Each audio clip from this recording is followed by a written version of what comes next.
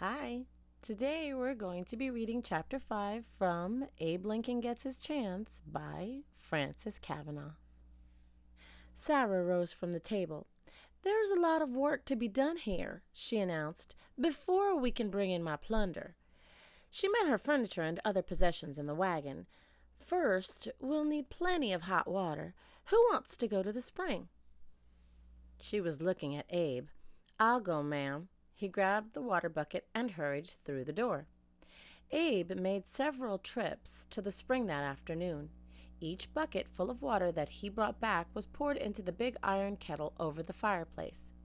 Higher and higher roared the flames. When Sarah wasn't asking for more water, she was asking for more wood. The steady chop-chop of Tom's axe could be heard from the woodlot. Everyone was working, even Dennis. Sarah gave him a pan of soap and hot water and told him to wash the cabin walls. The girls scrubbed the table, the three-legged stools, and the corner cupboard inside and out. Sarah climbed the peg ladder to peer into the loft. "Tisk, tisk," she said, when she saw the corn husks and dirty bearskins on which the boys had been sleeping. "Take them out and burn them, Tom." "Burn them?" he protested. "Yes, and burn the covers on the downstairs bed, too. I reckon I have enough feather beds and blankets to go around. We're starting fresh in this house. We'll soon have it looking like a different place." Not since Nancy died had the cabin had such a thorough cleaning. Then came the most remarkable part of that remarkable afternoon, the unloading of the wagon. Sarah's pots and pans shone from much scouring. Her wooden platters and dishes were spotless. And the furniture! She had chairs with real backs, a table, and a big chest filled with clothes. There was one bureau that had cost $45. Abe ran his finger over the shining dark wood. Sarah hung a small mirror above it, and he gasped when he looked at his reflection. This was the first looking-glass that he had ever seen. Most remarkable of all were the feather beds. One was laid on the pole bed downstairs. Another was placed on a clean bearskin in the opposite corner to provide a sleeping place for the girls. The third was carried to the loft for the three boys. When Abe went to bed that night, he sank down gratefully into the comfortable feathers. The homespun blanket that covered him was soft and warm. On either side, Dennis and Johnny were asleep. Abe lay between them, wide awake, staring into the darkness. The new Mrs. Lincoln was good and kind. He knew that. She had seemed pleased when Sally called her Mama. Somehow he couldn't. There was still a lonesome place in his heart for his own mother. Something else was worrying him. Before going to bed, Sarah Lincoln had looked at him and Sally out of her calm gray eyes. "Tomorrow I aim to make you young ones look more human," she said. Abe wondered what she meant. He found out the next morning. Tom and Dennis left early to go hunting. Abe went out to chop wood for the fireplace. When he came back, he met the three girls going down the path. Sally was walking between her two stepsisters. But what a different Sally! She wore a neat, pretty dress that had belonged to Betsy. She had on Sarah's shawl. Her hair was combed in two neat pigtails. Her face had a clean, scrubbed look. Her eyes were sparkling.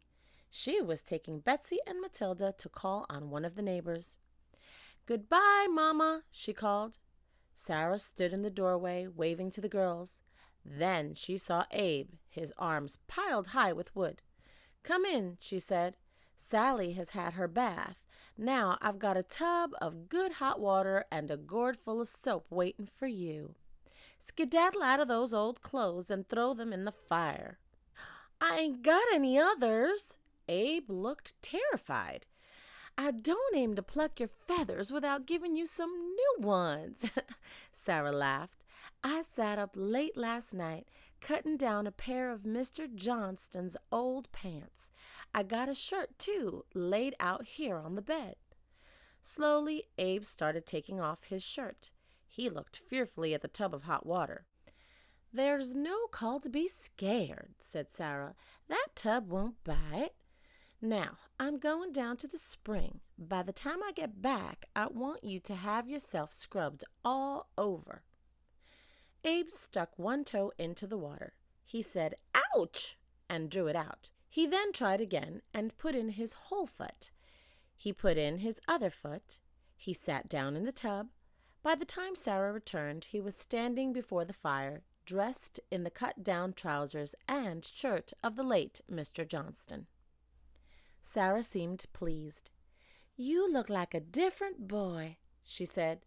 "Those trousers are a mite too big, but you'll soon grow into them." Abe was surprised how good it felt to be clean again. "Thank you, ma'am. Now I'd better get in some more wood." "We have plenty of wood," said Sarah. "You see that stool? You sit down and let me get at your hair. It looks like a heap of underbrush." Abe watched anxiously when she opened the top drawer of the bureau and took out a hawk comb and a pair of scissors. "I'll stand it for this time," he thought, "because she's so good to us. But if she pulls too hard—" Mrs. Lincoln did pull, but when Abe said, "Ouch!" she patted his shoulder and waited a moment. He closed his eyes and screwed up his face, but he said nothing more. Perhaps she couldn't help pulling, he decided. Lock after lock she snipped off. He began to wonder if he was going to have any hair left by the time she got through. "I've been watching you, Abe. You're a right smart boy," she said. "Had much schooling?" "I've just been to school by littles." "Have you a mind to go again?" "There ain't any school since Master Crawford left. Anyhow, Pappy doesn't set much store by edication." "What do you mean, Abe?" "He says I know how to read and write and cipher, and that's enough for anyone." "You can read?" she asked. "Yes'm, but I haven't any books." "You can read and you haven't any books? I have books and I can't read." Abe looked at her amazed. "You have books?" Sarah nodded, but said nothing more until she finished cutting his hair. Then she led him over to the bureau. "Now, see if you don't like yourself better without that brush heap on top of your head," she asked him. A boy with short, neat hair gazed back at Abe from the mirror. "I still ain't the prettiest boy in Pigeon Creek," he drawled. "But there ain't quite so much left to be ugly. I'm right glad, ma'am, you cleared away the brush heap." Was he joking? He looked so solemn that Sarah could not be sure. Then he grinned. It was the first time that she had seen him smile. "You're a caution, Abe," she said. "Now sit yourself down over there at the table and I'll show you my books." She opened the top drawer of the bureau and took out 4 worn little volumes. Although she could not read, she knew the titles. Here they are: Robinson Crusoe, Pilgrim's Progress, Sinbad the Sailor, and Aesop's Fables. "Oh, ma'am, this book by Mr. Aesop is one the schoolmaster had. The stories are all about some smart-talking animals." He looked up at her shyly. "Ma'am," he said, "will you let me read these books sometimes?"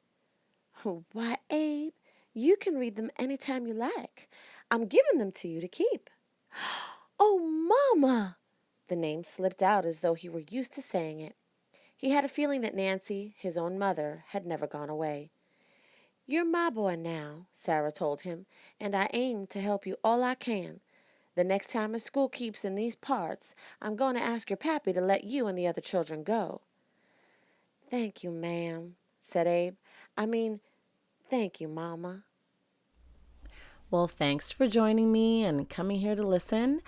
Don't forget to hit the like button and subscribe, as well as that notification bell for notifications. I hope you're all staying safe. I'll see you soon. Bye.